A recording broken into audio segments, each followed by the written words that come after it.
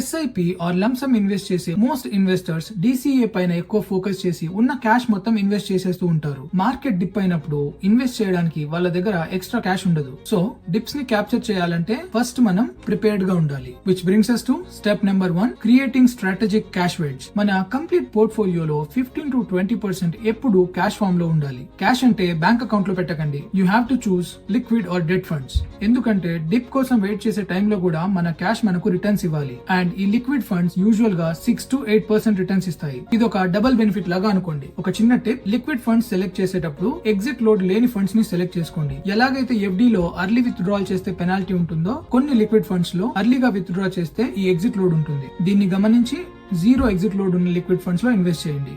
ఈ cash reserves ఉండడం వల్ల మార్కెట్స్ పడినప్పుడు మనం అందరిలా పానిక్ అవ్వం. ఇన్స్టెడ్ మనం ఎక్సైటెడ్ గా ఉంటాం, ఎందుకంటే we have a plan for market fall.